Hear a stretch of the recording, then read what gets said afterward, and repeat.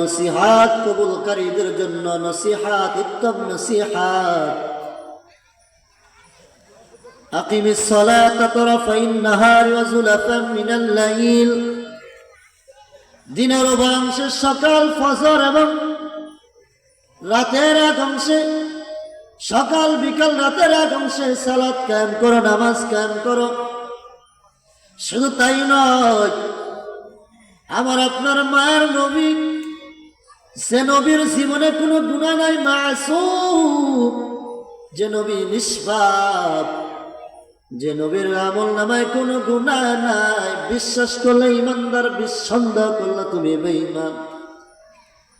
যে নবী মাসুম, সেই নবীকে আমার আল্লাহ নির্দেশ দেয়, ও আমার হাবিব, ওয়া'মুর আহলাকা বিস-সালাতি ওয়াসতাবির আলাইহা, লা নাসআলুকা রিজকা নাহনু নারযুকুকা ওয়াল আকিবাতু লিত-তাকওয়া।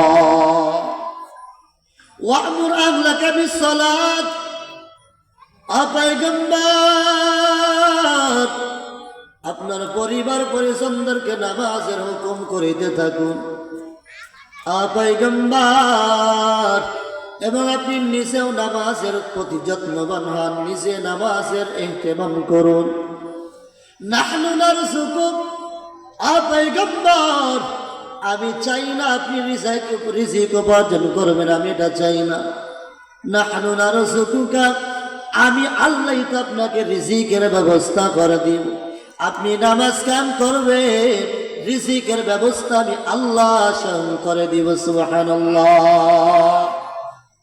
এখন প্রশ্ন করতে পারেন, হুজুর তাহলে নামাজ কালাম নিয়ে মসজিদের মধ্যে পড়ে থাকবো, আর কাজ কাম কিছুই করবো না, রিজিক আপনার মাথার তলে আল্লাহ দিয়ে যাবে, ব্যাপারটা এমন নাকি? কি বলেন, ব্যাপার কি এমন? আল্লাহ রাব্বুল আলামিন সূরাতুল জুমআহ এই সূরার ভিতরে বলেন, ফাইযা কুদিয়াতিস সালাতু ফান্তাশিরু ফিল আরদ ওয়াবতাগু মিন ফাদলিল্লাহ ওয়াযকুরুল্লাহ কাসীরান লাআল্লাকুম তুফলিহুন।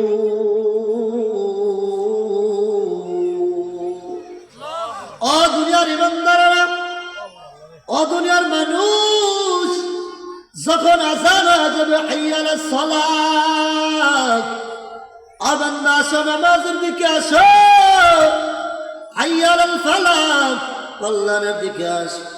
বান্দা যখন নামাজের সময় যাবে, বান্দা তুমি মসজিদে আসে নামাজ আদায় করে নাও। নামাজ যখন সমাপ্ত যাবে, তখন দুনিয়ার মধ্যে তুমি ছড়িয়ে ছিটিয়ে পড়ো। ওয়াযকুরুল্লাহ, বান্দা রিজিকের অন্বেষণ করো। তুই রিজিকের অন্বেষণ করবি, আমি আল্লাহ রিজিকের ব্যবস্থা করে দেব। ওয়াল্লাযীনা জাহাদু ফীনা লানাহদিয়ান্নাহুম সুবুলানা, যেই বান্দা আমি আল্লাহকে পাওয়ার জন্য আধা হাত আমি আল্লাহর দিকে অগ্রসর হয়, আমি আল্লাহ বললাম আমার কুদরতি এক হাত তার দিকে আগায় যায়। যেই বান্দা বান্দি আমি আল্লাহকে পাওয়ার জন্য দুইটা হাত আগায় দেয়, এক হাত আগায় দেয়, আমার আল্লাহ বলে আমার কুদরতি দুইটা হাতই তার দিকে দৌড়াইতে থাকে। সুবহানাল্লাহ। ইন্নাল্লাহা লামাআল মুহসিনিন, নিশ্চয় আল্লাহ মুহসিনদের সঙ্গেই থাকে। অতএব বান্দা তুমি নামাজ শেষ করো, নামাজ শেষ করিয়া রিজিকের অন্বেষণের জন্য জমিনের মধ্যে তুমি ছড়িয়ে ছিটিয়ে পড়ো, আমি আল্লাহ রিজিকের ব্যবস্থা করে দিব।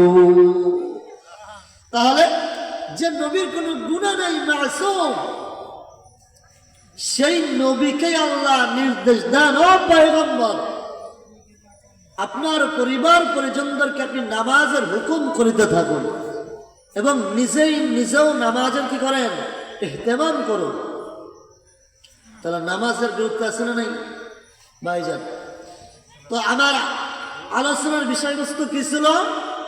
সফল মুমিন কারা, সফল মুমিনদের বৈশিষ্ট্য কি? সফল মুমিন হতে হলে কি করণীয় আর কি বর্জনীয় কি মনে আছে নাকি আপনাদের? আমার বাবাজিরা, আজকে দুনিয়ার জমিনে মানুষ দুনিয়ার সফলতা অর্জন করার জন্য মরণাপন্ন প্রচেষ্টা করে, শুধুমাত্র দুনিয়ার সফলতা অর্জনের জন্য। ওর 1 বিঘা জমির সম্পত্তির মালিক, আমি 5 বিঘা সম্পত্তির মালিক হতে চাই। ও টিনের ঘর দিয়েছে, আমি বিল্ডিং দেয়া দেখা দিতে চাই। ওর সন্তান কোম্পানির চাকরি করে, আমি সরকারি চাকরি করব। দিনকে রাত, রাতকে দিন করিয়া মাথার ঘাম পায়ে ফেলতেছে শুধুমাত্র দুনিয়ার সফলতা অর্জনের জন্য। মুসলমান, আমি জিজ্ঞাসা করতে চাই, বলেন দুনিয়ার সফলতা স্থায়ী নাকি অস্থায়ী? বাল তুথিরুনাল হায়াতাদ দুনিয়া, ও বান্দা, দুনিয়ার সফলতা চিরস্থায়ী না, চিরস্থায়ী না। আজ আছে কাল নাই, এর মেয়াদ কতদিন রে বাবা? চক্ষু দুইটা যখন বন্ধ হয়ে যাবে তখন তোমার দুনিয়ার সফলতা সব শেষ হয়ে যাবে। এরা বান্দা, আমেরিকার দিকে তাকিয়ে দেখো, কত কোটি কোটি বিলিয়ন মিলিয়ন টাকার মালিক, চোখের পলকে শেষ। আল্লাহ দেখা দিছে বান্দা, দুনিয়ার সফলতা চিরদিন থাকে না। কত কোটি টাকার মালিক, সব কিছু আমি আল্লাহ 1 মিনিটের দাবানল দিয়ে আমি আল্লাহ শেষ করে দিলাম। এই মহামারী আগুন দিয়ে আমি আল্লাহ শেষ করে দিলাম। অতএব বান্দা, দুনিয়ার সফলতার জন্য রাতের ঘাম, রাতটাকে দিন করে ফেলাইতেছে। হারামকে হারাম মনে করি না, কথা বলেন ঠিক না বেঠিক? হারামকে হারাম মনে করি, সুদকে সুদ মনে করে না, ঘুষকে ঘুষ মনে করে না, শুধুমাত্র দুনিয়ার সফলতা অর্জনের জন্য। মুসলমান, সমস্ত দুনিয়ার মানুষ সবাই মানুষ, কিন্তু সব মানুষ আল্লাহর কাছে দামি না। সবাই আল্লাহর বান্দা, হিন্দু আল্লাহর বান্দা, খ্রিস্টান আল্লাহর বান্দা, মুসলমানের আল্লাহর বান্দা, কিন্তু সব মানুষ আল্লাহর কাছে প্রিয় বান্দা না। প্রিয় বান্দা হতে হলে কি করণীয়? বলে, প্রিয় বান্দা যদি হতে হয় তাহলে আল্লাহর ইবাদত দিয়ে হতে হয়। কি দিয়ে হতে হয়? ইবাদত দিয়ে হতে হয়। এরে বান্দা, দুনিয়ার সুনাম, দুনিয়ার যশ খ্যাতি অর্জন, এগুলো সহজ, আদায় করা সহজ। মানুষের কাছে প্রিয় ব্যক্তিত্ব হওয়া খুবই সহজ। ভালো গান গাইতে পারলে মানুষের প্রিয় ব্যক্তিত্ব হওয়া যায়। ভালো ব্যাটিং করতে পারলে মানুষের সামনে প্রিয় হওয়া যায়। টাকা থাকলে মানুষের থেকে সম্মান কিনে নেওয়া যায়। কথা বলেন না কেন? কি ক্ষমতা থাকলে মানুষের কাছে প্রিয় হওয়া যায়, কিন্তু আমার মাওলার কাছে প্রিয় হতে হলে টাকার প্রয়োজন হয় না, বলে ধনীর প্রয়োজন হয় না, বড় আলেমের প্রয়োজন হয় না। আমার মাওলার নিকট যদি বান্দা প্রিয় হতে হয় তাহলে আল্লাহর ইবাদত দিয়ে হতে হয়। ইবনুল জাওজি রাহমাতুল্লাহি আলাইহি তিনি একটা কিতাবের মধ্যে লেখেন, কিতাবের নাম সিফাতুস সাফা। এই কিতাবের মধ্যে উল্লেখ করেছেন আবু আব্দুল্লাহ রাহমাতুল্লাহি আলাইহি, ইবনুল জাওজি রাহমাতুল্লাহি আলাইহি বলেন, আমার জামানায়, ওনার জামানায়, ইবনুল জাওজি রাহমাতুল্লাহি আলাইহির জামানায় একজন বুজুর্গ ছিলেন, আবু আব্দুল্লাহ, মসজিদের ইমাম সাহেব ছিলেন। মুসলমান খুব খেয়াল করে শুনবেন, আল্লাহর কাছে দামি হওয়ার জন্য বড় আলেম হওয়া লাগে না। আল্লাহর কাছে দামি হওয়ার জন্য কোটিপতি হওয়া লাগে না। আল্লাহর কাছে দামি হওয়ার জন্য ক্ষমতা লাগে না। আল্লাহর কাছে দামি হওয়ার জন্য শুধুমাত্র ভালো একটা অন্তর দরকার, আর মাত্র একটু আমলের প্রয়োজন। এরা জন্য মুসলমান, গোপালগঞ্জের মুসলমান, ইবনুল জাওজি রাহমাতুল্লাহি আলাইহি বলেন, ওনার জামানায় আবু আব্দুল্লাহ রহমাতুল্লাহি আলাইহি তিনি ছিলেন একজন মসজিদের ইমাম সাহেব। এই আবু আব্দুল্লাহ রহমাতুল্লাহি আলাইহির মহল্লার একটা ঘটনা, তিনার মহল্লার মধ্যে একজন আল্লাহর ওলির আবির্ভাব হলো, আবির্ভাব হলো। নাম তার শেখ হাজ্জাজ আবেদ রহমাতুল্লাহি আলাইহি। এই শেখ হাজ্জাজ আবেদ একদিন আবু আব্দুল্লাহ রহমাতুল্লাহি আলাইহির মসজিদের দরজায় গিয়ে ডাক দেয়, ও ইমাম সাহেব, ও আবু আব্দুল্লাহ রহমাতুল্লাহি আলাইহি, ও আবু আব্দুল্লাহ, আপনার কোরআন শরীফটাকে আমাকে একটু দেওয়া যাবে নাকি? আবু আব্দুল্লাহ বলতেছে, চিন্তা করতেছে, আরে চাইছে তো ভালো একটা জিনিস, আল্লাহর কোরআন, এটা আমি কেমনে আবার না দে? আবু আব্দুল্লাহ রহমাতুল্লাহি আলাইহি বলেন, আমি আমার নিজের কোরআন শরীফটা আমি ওই শেখ হাজ্জাজ আবেদ রহমাতুল্লাহি আলাইহির হাতে দিয়ে দিলাম। শেখ হাজ্জাজ আবেদ কোরআন শরীফটা বুকে করিয়া দূরে একটা চুপড়ি ঘর, একটা ভাঙ্গাচোরা ঘর, ওই ঘরের মধ্যে চলে গেলেন। যাওয়ার পর কোরআন শরীফ নিয়ে চলে গেলেন। এদিকে আবু আব্দুল্লাহ রহমাতুল্লাহি আলাইহি বলতেছেন, আমরা আসরের নামাজ আদায় করলাম, কিন্তু আশ্চর্য হয়ে গেল, শেখ হাজ্জাজ আবেদ আসরের নামাজ উপস্থিত হলেন না। আমরা মাগরিবে নামাজ আদায় করলাম, মাগরিবেও তাকে আমরা পাইলাম না। এশার নামাজের সময় হয়ে গেল, যিনি নামাজ জামাত তরক করেন না সেই শেখ হাজ্জাজ আবেদ এশার নামাজের জামাতেও তিনি আসলেন না। সন্দেহ জাগলো, কি ব্যাপার? এশার নামাজ শেষ করলাম, নামাজ শেষ করে আমি চলে গেলাম শেখ হাজ্জাজ আবেদের বাড়িতে। আমি দরজার নিকটে যাইয়া সালাম দিলাম, আসসালামু আলাইকুম ওয়া রাহমাতুল্লাহ। আবু আব্দুল্লাহ ডাক দেখা, ভিতর থেকে কোনো আওয়াজ আসে না। আমি অনুমতি ছাড়াই ঘরের মধ্যে ঢুকে গেলাম। ঢুকার পর তাকে দেখি সুন্দর এক মুহূর্ত, আল্লাহর বান্দা আল্লাহর কোরআন শরীফটা বুকে করিয়া দুনিয়ার জমিন ত্যাগ করে চলে গেছে। সুবহানাল্লাহ, দুনিয়ার জমিন ত্যাগ করেছে, কিন্তু সুন্দর এক মুহূর্ত আল্লাহর কোরআন বুকের মধ্যে জড়াইয়া আল্লাহর বান্দা আর দুনিয়াতে নাই।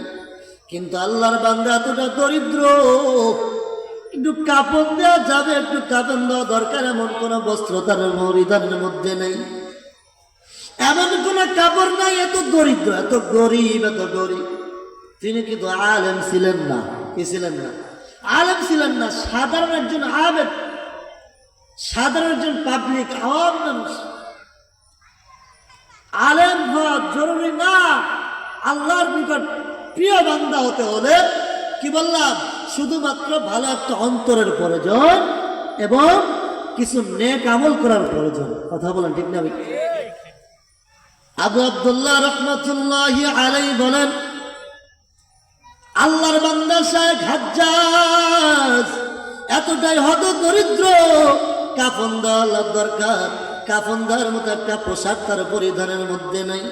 আমার কাছে একটা চাদর ছিল, সেই চাদর দিয়ে আমি চিন্তা করলাম এই কাফনের ব্যবস্থা করব।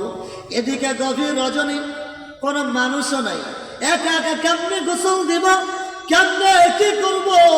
শেখ আবু আব্দুল্লাহ রহমাতুল্লাহি আলাইহি তিনি একটা চৌকি, একটা ব্যবস্থা করিয়া, একটা খাটের ব্যবস্থা করিয়া হাজ্জাজ আবেদ রহমাতুল্লাহি আলাইহির লাশটাকে একটু মসজিদের কোনায় নিয়া চকির উপরে রাইখা দিলেন। ফজর নামাজ শেষ করবেন, নামাজ শেষ করে এরপরে গোসল দাফন করবেন। সারা রাত আবু আব্দুল্লাহ রহমাতুল্লাহি আলাইহি লাশের পাশে বসে লাশটাকে পাহারা দেয়। শেখ আবু আব্দুল্লাহ রহমাতুল্লাহি আলাইহি লেখেন, বলেন, আমি তাকা দেখলাম গভীর রজনীতে কেমন যেন আকাশটা ফকফকে ধবধবে আলোকিত হয়ে গেল। সুবহানাল্লাহ, আলোকিত হয়ে গেছে। কোন আল্লাহর দুজন বান্দা, সুন্দর চেহারা, কোন আল্লাহর বান্দারা কারা জানি চিনি না, সুন্দর পোশাক পরিত দুইটা চাদর আমার সামনে ছুঁড়ে ফেলে দিয়ে গেল। সুবহানাল্লাহ। একটু চিন্তা কমে গেল, আমার চাদর দেওয়া লাগলো না। আল্লাহর বান্দার জন্য আল্লাহর তাআলার পক্ষ থেকে চাদরের কাফনের ব্যবস্থা হয়ে গেল। এদিকে ফজরের সময় হয়ে গেল, ফজরের আজান চলতেছে। আসসালাতু খায়রুম মিনান নাওম, আসসালাতু খায়রুম মিনান নাওম। ফজরের সময় হয়ে গেছে। আবু আব্দুল্লাহ রাহমাতুল্লাহি আলাইহি তিনি মসজিদের মধ্যে চলে গেলেন, মসজিদের নামাজের মুসল্লায় চলে গেলেন। নামাজ শেষ করার পর তাকায় দেখতেছেন অন্যদিন যেই পরিমাণ মুসল্লি, তার চাইতে কয়েক গুণ বেশি মুসল্লি আজকে ফজরের জামাতে। সুবহানাল্লাহ। কিন্তু আশ্চর্যের বিষয় হলো, ওই দিন ফজরের নামাজের পিছনে নামাজ পড়েছে ওই জামানার চারজন বড় আল্লাহর ওলি। চারজন আল্লাহর ওলি। আবু আব্দুল্লাহ রাহমাতুল্লাহি আলাইহি বলেন, ওই জামানার উল্লেখযোগ্য চার